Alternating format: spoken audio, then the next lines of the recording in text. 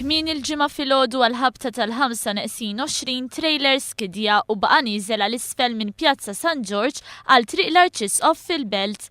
Min informazzjoni li kiseb One News, ix-xufier ta' trailer mar biex jistartja trailer sabiex jitella l-arja iżda għal xi raġuni nqatawlu l-brejkijiet.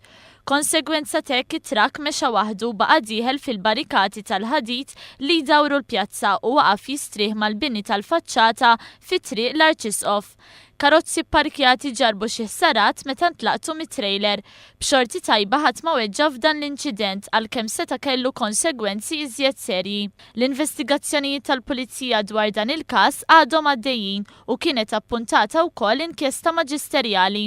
Sa dan it-tant fi stqarrija l-Ministeru għat-Trasport għalli fl-ebda ħin ma jingħata permess għad-dħul ta' vetturi dalgħodu fi Pjazza San George il-Belt Valletta.